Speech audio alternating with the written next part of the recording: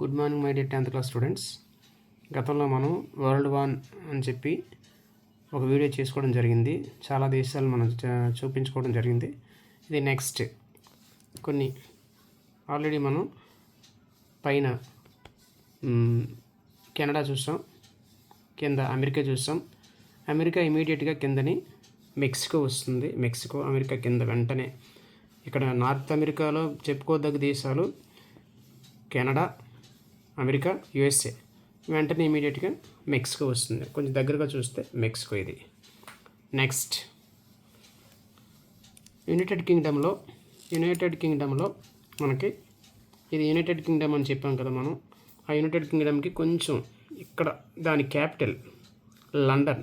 This is London.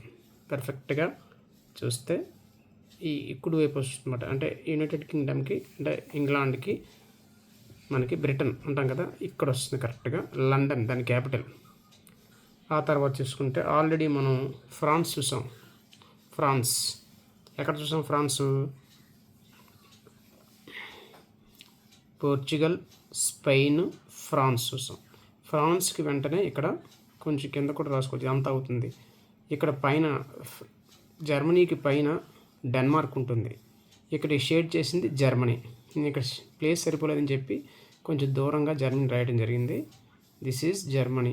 Portugal, Spain, France, Germany. యాక్చువల్గా చెప్పాలంటే ఫ్రాన్స్కి జర్మనీకి పైన 3 దేశాలు ఉంటాయి. లగ్జంబర్గ్ అని, బెల్జియం అని, నెదర్లాండ్స్ అని ఉంటాయి. ఇవి తర్వాత చూద్దాం. కిందన కూడా ఆస్ట్రియా, స్విట్జర్లాండ్ వంటి దేశాలు ఉంటాయి. ఈ రెండింటికి కింద. సో మనం ఇక్కడ తీసుకుంటే దీన్ని ఇది జర్మనీ. అలాగే కొంచెం కిందకి తీసుకుంటే ఇది ఒక పెనిన్షులా ఇటలీ. కొంచెం మనం జాగ్రత్తగా అబ్జర్వ్ చేస్తే ఇది కొంచెం కిందకి వచ్చినట్టు ఉంటుంది. ఇక్కడ మెడిటేరియన్ సీలోకి కొంచెం వేలాడినట్టు ఉంటుంది, హ్యాంగ్ అయినట్టు. మరి కొంచెం మనం క్లియర్గా చూస్తే ఇక్కడికి వెళ్ళగలిగితే మనం కొంచెం పైకి ఇది ఇక్కడ వేలాడినట్టు ఉంది కదా, అది మాట Italy. This is Italy.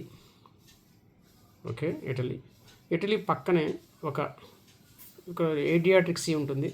Adriatic సీకి ఎలా కొంచెం కిందకు వస్తే ఇది గ్రీస్ కూడా ఒక పెనిన్షులా లాంటిదే. చిన్న చిన్న దీవులు సముదాయం కూడా పెనిన్షులా అంటారు దాన్ని. అంటే ద్వీపకల్పము.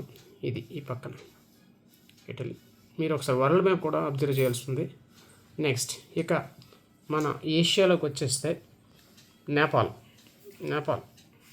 హిమాలయాలు ఒడిలో ఉన్నట్టు, భారతదేశంలో ఒడిలో ఉన్నట్టు కనబడుతుంది. ఇది నేపాల్.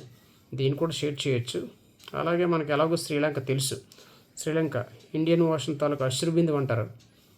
ఇండియాకి సౌత్ వైపు కొంచెం కుడి పక్క ఉంటుంది. దిస్ శ్రీలంక. దీంతో పాటుగా మనకు కొన్ని సముద్రాలు సీస్ కూడా చూసుకుందాం. చూడండి, పసిఫిక్ ఓషన్ 6th క్లాస్ నుంచి మనం నేర్చుకుంటున్నాం. పసిఫిక్ ఓషన్ ఇది కూడా 2 సార్లు రాయబడ్డది. అంటే ఇదొక పసిఫిక్ ఓషన్ కాదు. గ్లోబ్ అనేది స్పేషియల్ షేప్లో ఉంది కాబట్టి దీని ఎండింగే దీని స్టార్టింగ్.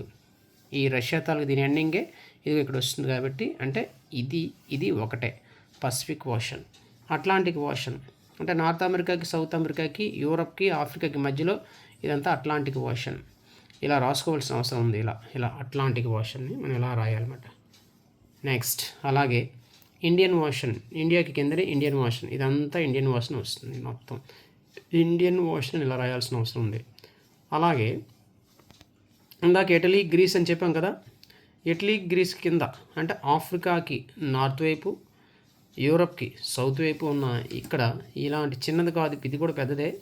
ఇది సీ, మెడిటేరియన్ సీ. ఇక్కడ రాశాను చూడండి, MEDITERRANEAN, మెడిటేరియన్ సీ. స్పెల్లింగ్ ఒక డిఫరెంట్గా ఉంటుంది. ఇది Mediterranean see.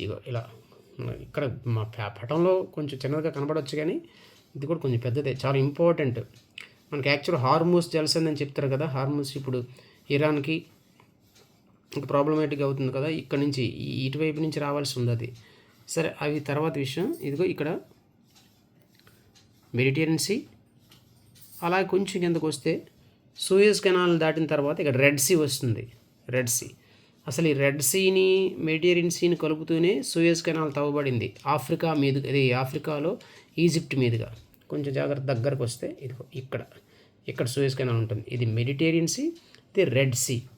Okay, Pacific, Atlantic, Mediterranean, red sea, Indian ocean. Thank you.